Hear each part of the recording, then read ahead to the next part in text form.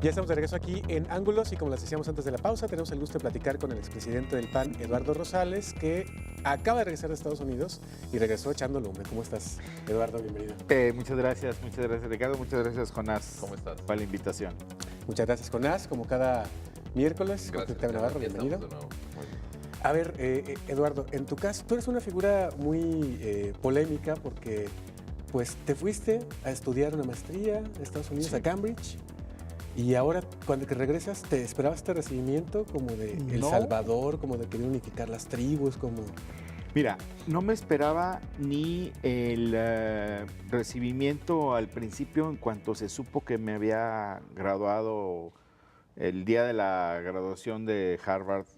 Por ahí apareció en Twitter, alguien subió a Twitter una foto y empezaron algunos comentarios, supongo yo que esperando mi regreso, no necesariamente positivos, mezclándome en cuanto asuntos se les ocurriera, ¿no? A partir de esto es que yo pienso y considero la posibilidad de venirme a Guadalajara, por lo pronto en el verano, porque mi prioridad tiene que ver con lo profesional en estos momentos y probablemente esté viendo algunas posibilidades en Estados Unidos o en la Ciudad de México, pero por lo pronto en el verano estoy aquí y dije, pues, le voy a ayudar un rato a Miguel Monraz al tema de la reconstrucción de alguna parte del tejido del partido.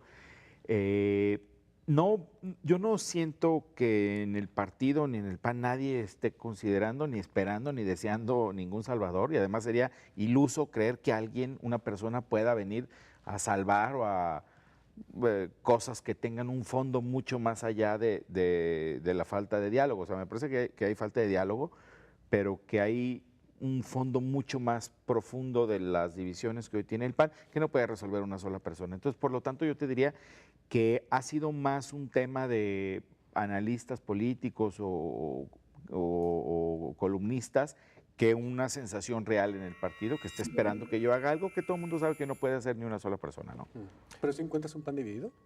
Sí, bueno, yo creo que es evidente lo que habría que considerar es las causas de esa división. Hay muchas interpretaciones de esto. A mi juicio, lo he comentado, pese a que la dirigencia del partido hizo un análisis, por lo que me he enterado en estas 2 semanas, porque yo la verdad es que no leía muchos temas de política ni nacional ni estatal. Por lo que me he enterado, veo que la dirigencia del partido hizo un esfuerzo de hacer un análisis de qué ocurrió en las elecciones del 2012. A este análisis no acudieron muchos liderazgos que debieron haberlo hecho y al ser una interpretación diferente, si tú interpretas de una forma diferente cuál es el origen del problema, evidentemente tienes diferentes respuestas. Entonces, mi interpretación es que mucho más allá de los intereses de grupo, de cualquier otra cosa, veo que hay una lectura diferente de lo que pasó en julio del 2012, que algunos le echan la culpa al partido, otros dicen fue el candidato, otros dicen fueron los gobiernos, otros dicen fue tal gobernante, otros dicen fue Calderón o fueron las administraciones municipales. Hay demasiadas interpretaciones sobre qué es lo que pasó y a mí me parece que lo que se tendría que estar analizando es por qué un sector muy importante, tradicionalmente panista, de la ciudadanía decide votar por otro partido o por otro candidato. ¿Por qué? En el caso de Enrique Alfaro es muy evidente que hay el voto urbano de clase media, que tradicionalmente era el voto que sostenía el PAN, que aún en las peores crisis terminaba sacando adelante distritos como el 8, como el 12, como el 10 de Zapopan, que aunque se ganó, no se ganó con los márgenes que antes se ganaba. Es ¿Qué ocurre en el camino, no en el último año, ni en los últimos 3, ni en los 6 últimos años? ¿Qué ocurrió durante los 18 años de gobierno del PAN? Que ese electorado que antes veía en el PAN una serie de valores, no escritos, no de discurso, valores de actuación que consideraba que eran adecuados a lo que ellos esperaban de la gente. Esto es lo grave. Hay sectores de la población que dejaron de ver en el PAN que se reflejaban estos valores, porque no es un asunto solamente de una elección. Si tú ves los números con los que el PAN gana en el 95, tú ves un declive en la votación, en la votación del PAN. O sea, hay sectores importantes de la gente que desde entonces por las actuaciones desde los primeros gobiernos, dejó de votar por el PAN. Hay caídas alarmantes al final, claro, pero lo que creo yo se tendría que estar preguntando hoy el panismo en conjunto, sentados en una mesa, no es quién tuvo la culpa de qué, sino qué hicieron cada uno de los actores, no en una elección, sino durante estos 18 años, que hicieron que el ciudadano simple y sencillamente ya no viera en el PAN los valores que ellos esperaban que se tuvieran, ¿no? Eduardo, lo que pasa es que, y yo no es que yo tenga conocimiento de la vida interna del partido, estoy leyendo nada más lo que nos dan a conocer los propios dirigentes. Siempre sus análisis, no solo de la elección de 2012, sino de las previas, era a partir de qué falló. Quizá tengan que cambiar la lectura. Y en ese contexto yo le pregunto, ¿ya habló con Emilio González Márquez, con Francisco Ramírez Acuña? Porque nos está remitiendo a 1995 y eso es Alberto Cárdenas, pero usted tuvo una vida directa, una participación con un alto grado de influencia en lo que fue el panismo y la actuación del PAN en las elecciones posteriores. ¿Qué sabe de las reacciones de estos dos personajes? No lo sé, no he hablado con ellos, no he tenido, con Emilio he mantenido algún tipo de comunicación en los 2 años que estuve en Estados Unidos. Comentábamos cómo me estaba yendo de repente, no hablábamos de política. Con Francisco Ramírez Acuña no he tenido comunicación últimamente, no lo sé, ni creo que sea mi obligación hacerlo, Jonás.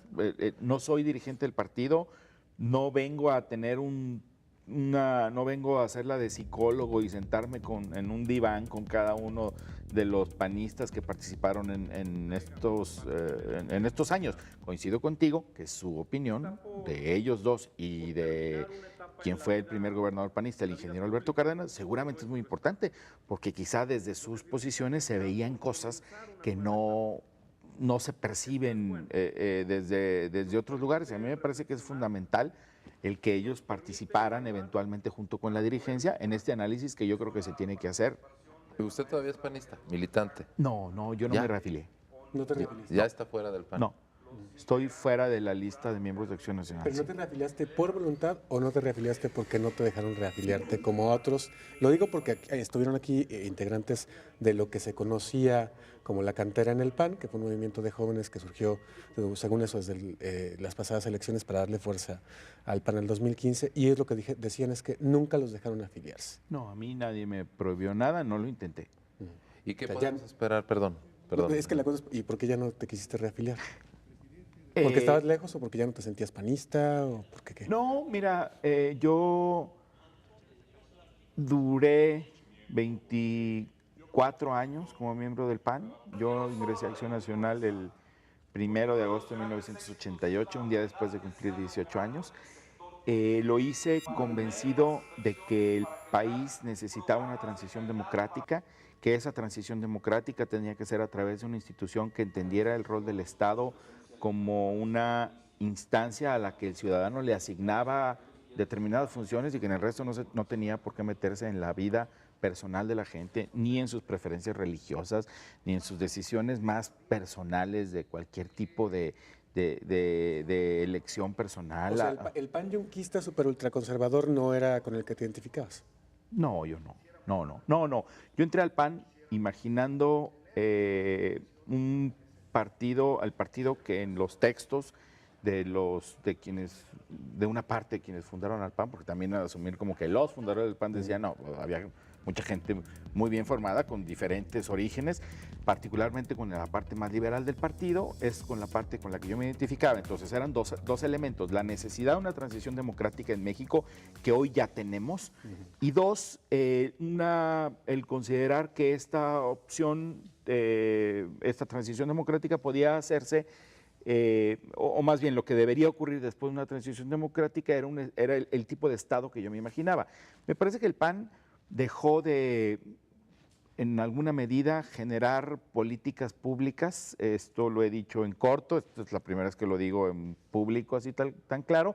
Me parece que el PAN dejó de generar políticas públicas que se originaran de este tipo de ideología, y lo que tuvimos fue gobernantes con algunas muy buenas ideas, otras no tanto, que tenían buenas o malas acciones, pero no como parte de un partido que les estuviera ayudando a esta generación ni de ideas ni de políticas públicas.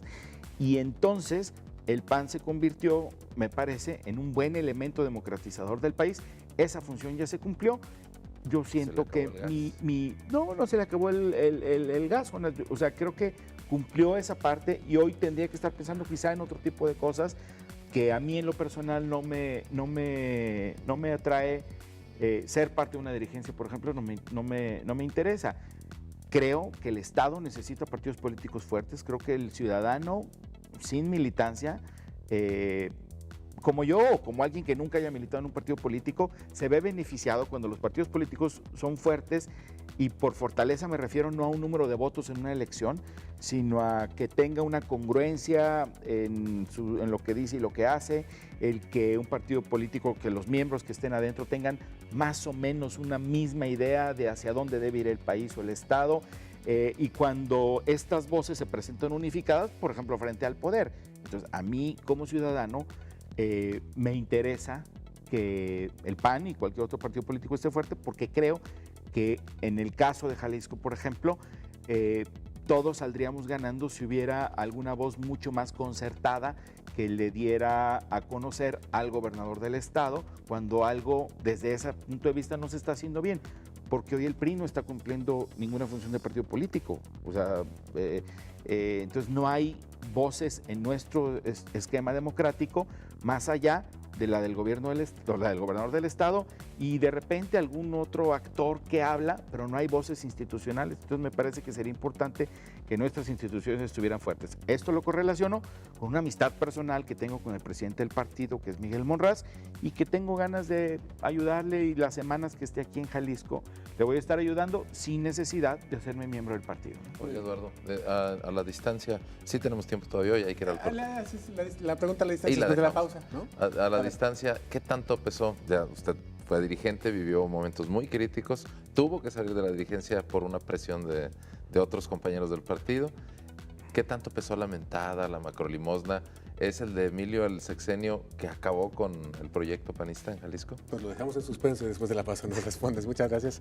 Eduardo González, expresidente del PAN y ahora expanista, ya nos dimos cuenta. Regresamos.